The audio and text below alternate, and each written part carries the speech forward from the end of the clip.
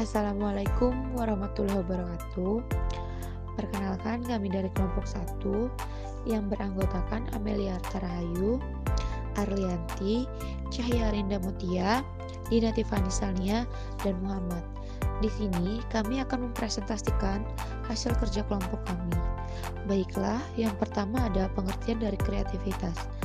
Menurut Supriyadi dalam Yeni Rahmawati tahun 2005 mengutarakan bahwa kreativitas adalah kemampuan seseorang untuk melahirkan sesuatu yang baru, baik itu berupa gagasan maupun karya yang nyata yang relatif berbeda dengan apa yang telah ada sebelumnya. Kreativitas merupakan kemampuan berpikir tingkat tinggi yang mengimplikasikan terjadinya eskalasi dalam kemampuan berpikir yang ditandai oleh suksesi, diskontinuitas, diferensiasi, dan integritasi antar tahap perkembangan. Adapun ciri-ciri dari kreativitas menurut Slamet tahun 2003, dalam Supriyadi mengatakan bahwa ciri-ciri kreativitas dapat dikelompokkan dalam 2 kategori, yaitu kognitif dan non-kognitif. Ciri kognitif antara lain yaitu orisinilitas, fleksibilitas, kelancaran, dan elaborasi. Sedangkan ciri dari non-kognitif antara lain yaitu motivasi, sikap, dan kepribadian kreatif.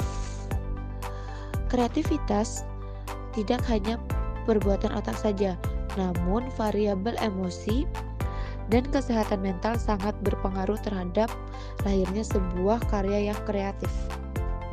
Tujuan pengembangan kreativitas: 1.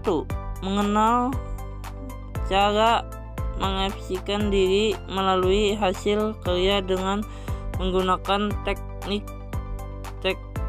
yang dikuasainya.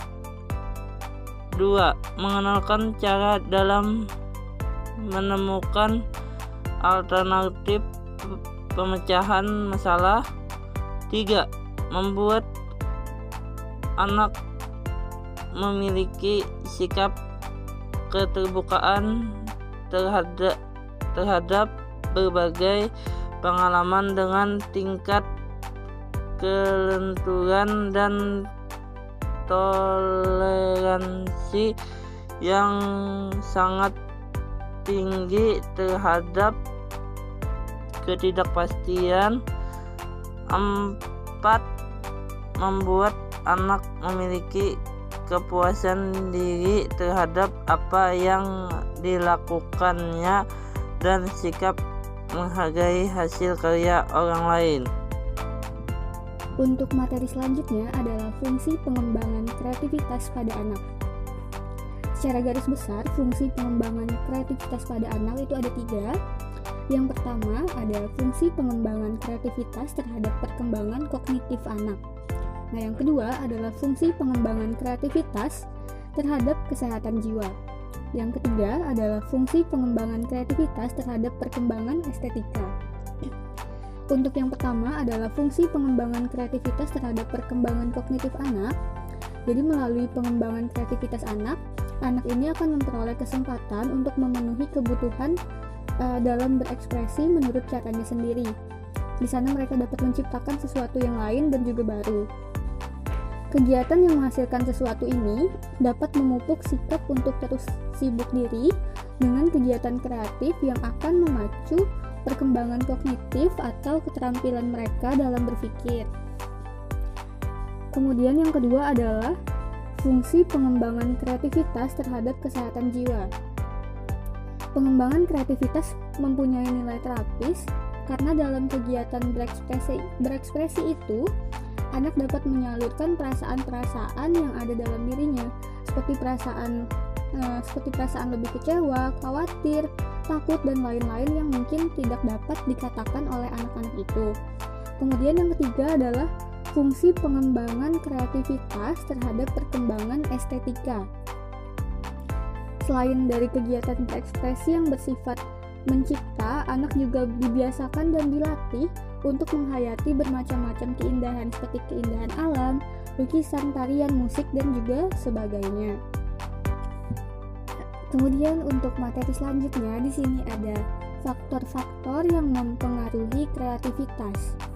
Nah, di sini ada 3 faktor yang mempengaruhi kreativitas, yaitu ada lingkungan sekolah, lingkungan keluarga, dan juga lingkungan masyarakat.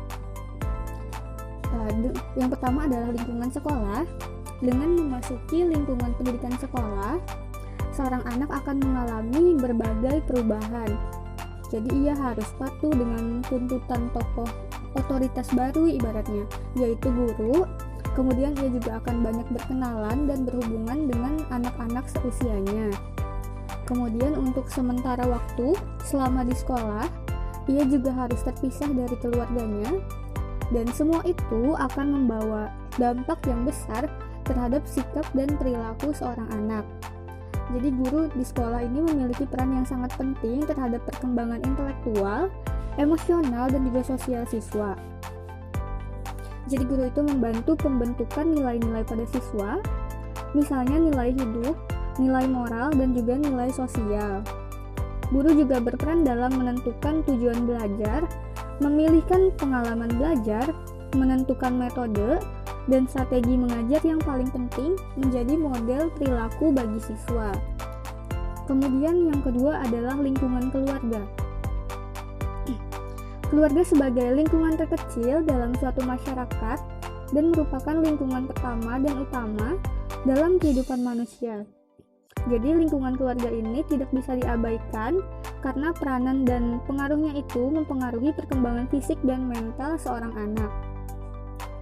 Dalam interaksi sehari-hari, seorang anak dengan orang tuanya akan membawa dampak yang besar bagi pertumbuhan dan perkembangannya di masa yang akan datang. Kemudian sebuah pendapat ada mengemukakan bahwa ada beberapa sikap dari orang tua yang dapat memupuk kreativitas anak, yaitu yang pertama, ada menghargai pendapat anak dan mendorongnya untuk mengungkapkan pendapatnya. Kemudian ada memberi waktu kepada anak untuk berpikir, merenung, dan juga berhayal. Kemudian yang ketiga itu ada memperbolehkan anak mengambil keputusannya sendiri. Kemudian ada mendorong keingintahuan anak untuk menjajaki dan mempertanyakan hal-hal baru. Selanjutnya ada meyakinkan anak bahwa orang tua itu menghargai apa yang ingin dicoba dan dilakukan dan juga apa yang dihasilkan oleh anak. Kemudian ada menunjang dan mendorong kegiatan anak. Lalu ada menikmati keberadaannya bersama anak, memberi pujian yang sungguh-sungguh kepada anak, mendorong kemandirian anak dalam bekerja, dan yang terakhir ada menilai hubungan kerjasama yang baik antara orang tua dan juga anak. Kemudian ada lingkungan yang ketiga, yaitu lingkungan masyarakat. Di samping lingkungan sekolah dan keluarga, kreativitas dari seorang anak juga dipengaruhi oleh lingkungan masyarakat. Karena setiap individu selaku makhluk sosial tidak dapat melepaskan dirinya dari pergaulan di masyarakat. Nah, sebagai lingkungan yang terbesar, masyarakat itu membentuk satu kebudayaan yang dihasilkan dari berbagai pandangan dan cara hidup dari para anggota masyarakatnya. Kebudayaan itu menjadi bagian yang tak dapat dipisahkan dalam diri seorang individu dalam masyarakat itu sendiri. Kemudian ada suatu pendapat yang mengemukakan ada beberapa faktor sosiokultural yang dapat menunjang pengembangan kreativitas, yaitu yang pertama ada tersedianya sarana dan prasarana kebudayaan. Yang kedua, keterbukaan terhadap rangsangan kebudayaan.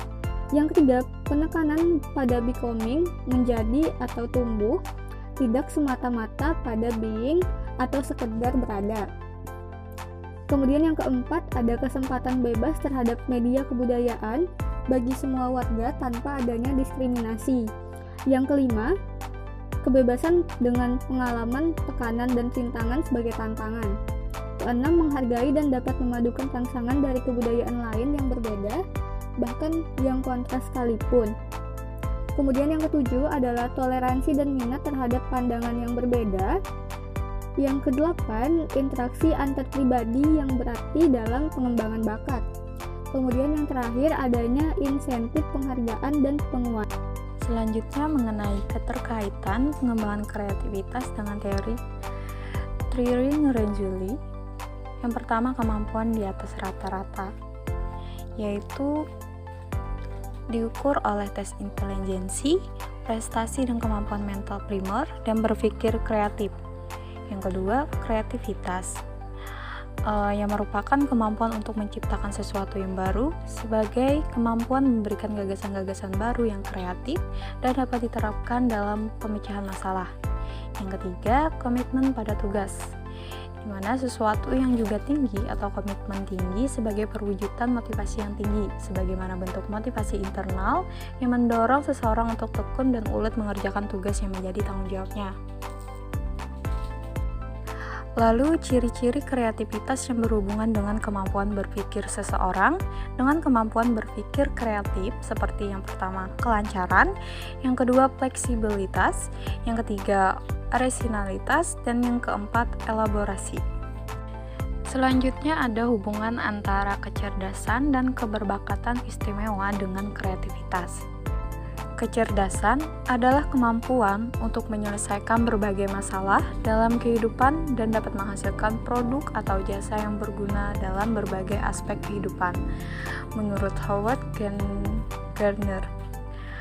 Kemudian, aptitude adalah bakat yang mengacu pada kemampuan khusus yang dimiliki individu sejak lahir yang membutuhkan dukungan dari lingkungan agar dapat berkembang secara optimal.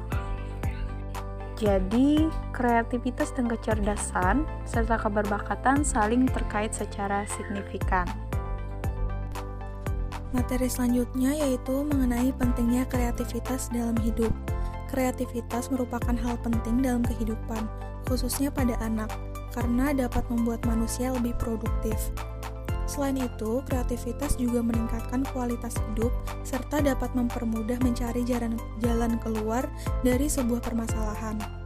Pengembangan kreativitas sangat penting dikembangkan sejak usia dini, karena kreativitas sangat berpengaruh sekali dalam pengembangan aspek-aspek perkembangan anak usia dini. Apabila kreativitas anak tidak dikembangkan sejak dini, maka kemampuan kecerdasan dan kelancaran dalam berpikir anak tidak berkembang, karena untuk menciptakan suatu produk atau bakat kreativitas yang tinggi, diperlukan kecerdasan yang cukup tinggi pula. Misalnya, ketika anak diminta untuk membuat sesuatu dari bentuk-bentuk persegi, kalau anak membuat persegi itu menjadi rumah, batu, kotak obat, atau peti, maka hal ini menunjukkan kelancaran anak mengungkapkan ide karena ide yang dihasilkan bervariasi. Fungsi perkembangan kreativitas anak adalah untuk mengembangkan kecerdasan dan kemampuan anak dalam mengekspresikan serta menghasilkan sesuatu yang baru. Jika potensi yang dimilikinya dikembangkan dengan baik, maka anak akan dapat mewujudkan dan mengaktualisasikan dirinya menjadi manusia yang sejati. Contohnya, seorang anak membuat boneka batu. Anak dapat melakukan kreasi untuk membuat benda-benda lainnya yang diinginkan. Menurut Putri, tahun 2013, seorang anak disebut kreatif jika ia menunjukkan ciri-ciri berikut ini. Yang pertama yaitu anak yang kreatif cenderung aktif. Yang kedua, bereksplorasi, bereksperimen, memanipulasi, bermain-main, mengajukan pertanyaan, dan menebak. Yang ketiga yaitu menggunakan imajinasi ketika bermain peran, bermain bahasa, dan bercerita. Yang keempat, berkonsentrasi untuk tugas tunggal dalam waktu cukup lama. Yang kelima, menata sesuatu sesuai selera. Yang keenam, mengerjakan sesuatu dengan orang dewasa. Dan yang ketujuh yaitu mengulang untuk tahu lebih jauh. Mungkin hanya itu saja yang dapat kelompok kami sampaikan. Terima kasih atas perhatiannya. Wassalamualaikum warahmatullahi wabarakatuh.